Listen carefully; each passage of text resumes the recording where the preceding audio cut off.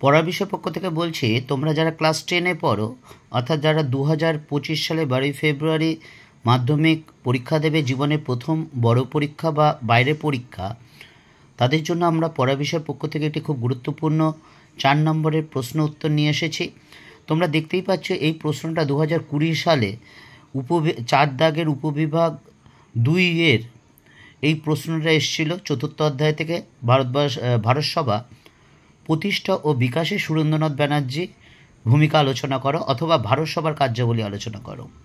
এই প্রশ্নটা 2020 সালে এসেছিল এবং 2025 সালে, অর্থাৎ তোমরা যারা এবার মাধ্যমিক দেবে তাদের জন্য কিন্তু এটা খুবই গুরুত্বপূর্ণ। তাই চলো শুরু করি, দেখি আমরা কি আছে। 1876 সালে সুরেন্দ্রনাথ বন্দ্যোপাধ্যায়, আনন্দমোহন বসু প্রমুখের উদ্যোগে ভারতসভা প্রতিষ্ঠা হয়।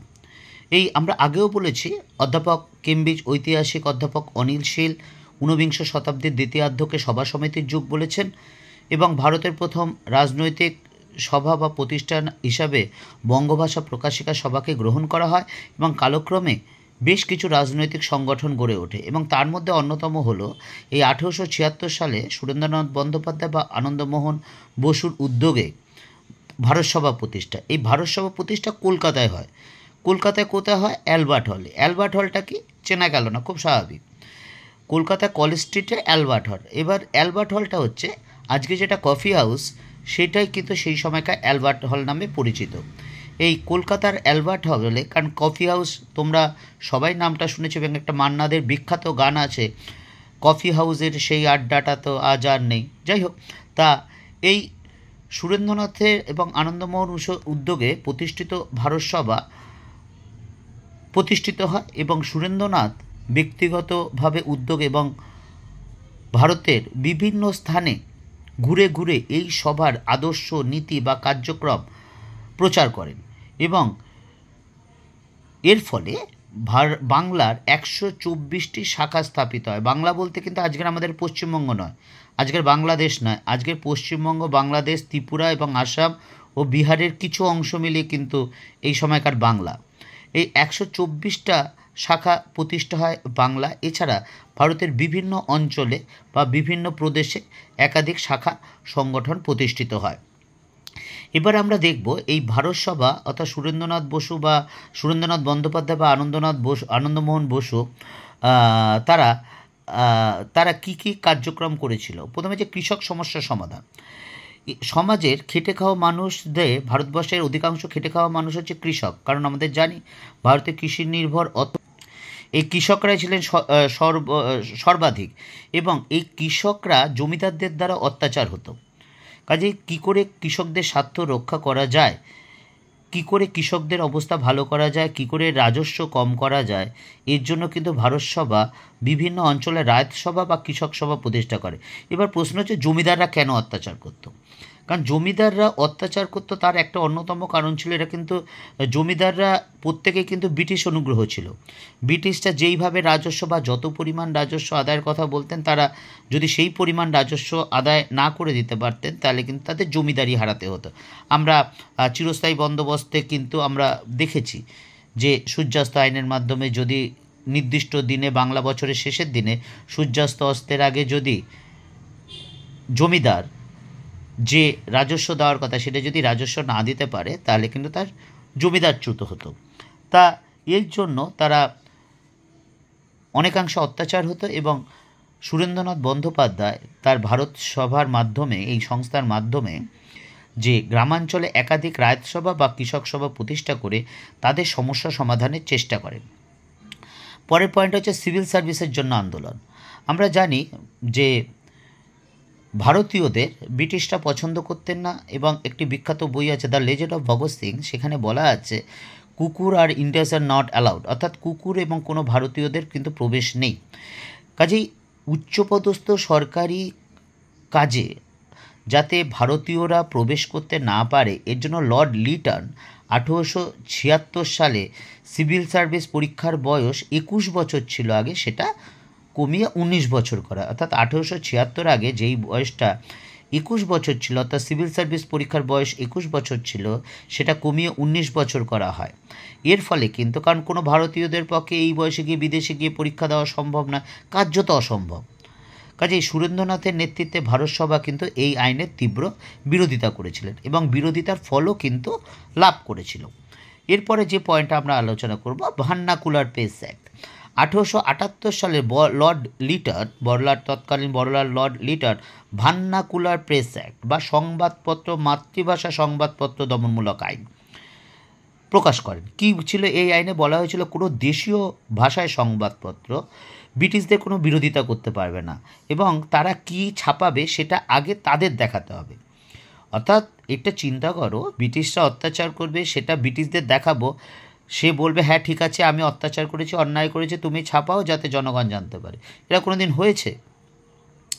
কাজেই এই মাতৃভাষার মাধ্যমে, মাতৃভাষা সংবাদপত্র আইনের মাধ্যমে কিন্তু ভারতীয়দের স্বাধীনতা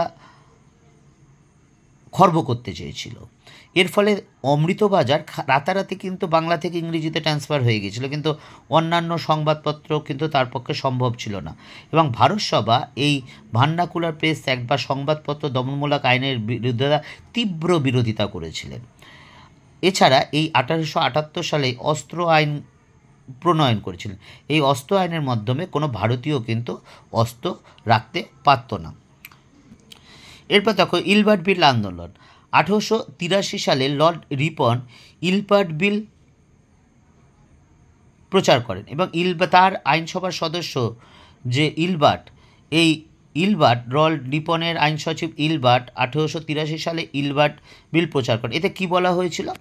কোনো বিচারক, অর্থাৎ কোনো বিচার যে কারো বিচার করতে পারবে, এটাই তো স্বাভাবিক, অর্থাৎ একজন বিচারক সকলের বিচার করতে পারবে। কিন্তু 1883 সালের আগে কী ছিল? কোনো ভারতীয় বিচারক কিন্তু ব্রিটিশদের বিচার করতে পারবে না, 1। 2 নম্বর, কোনো ভারতীয়দের সাক্ষী, 100 জন ধরো ভারতীয় সাক্ষী দিল কোনো বিষয়ে, একজন যদি ব্রিটিশ তার উল্টো দিকে সাক্ষী দেয় তাহলে কিন্তু সেটাই গ্রহণযোগ্য হবে। ইলবার্ট এই বৈষম্য দূর করার চেষ্টা করেন 1883 সালে ইলবার্ট বিলের মাধ্যমে।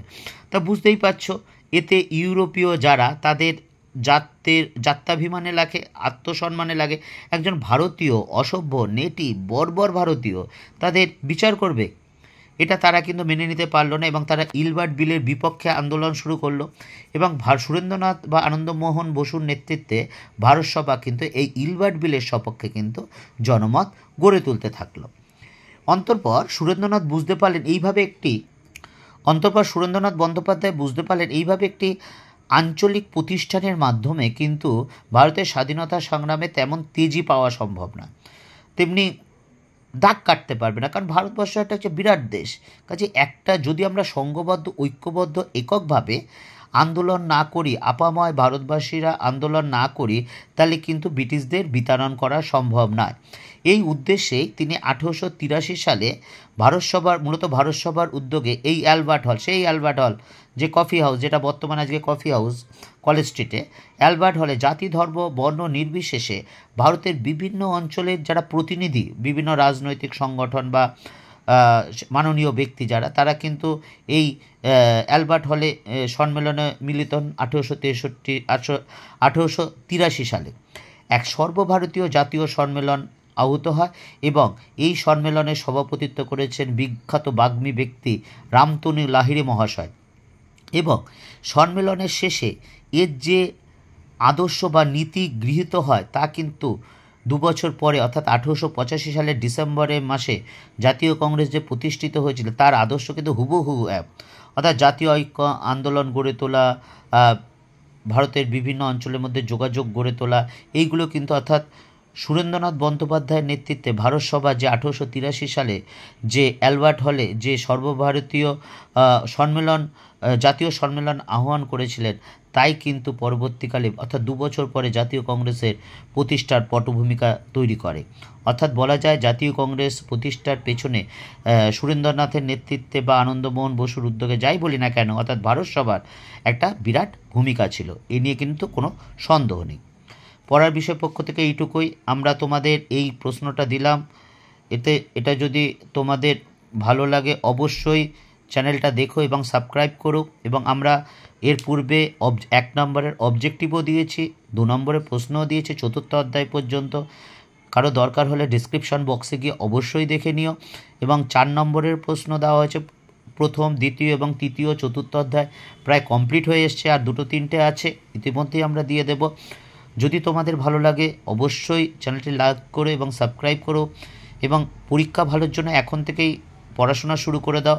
আর একটা কথা, যেটা রেজাল্ট ভালো হওয়ার মূল মন্ত্র, অনেক নোট আছে, সহায়িকা বই আছে, পাঠ্য বই আছে, বিভিন্ন স্যার ম্যাডামের নোট আছে, বা এখন ইউটিউবের বিভিন্ন চ্যানেল আছে, বা আমিও এটা দিই, সেটাও একটা নোট।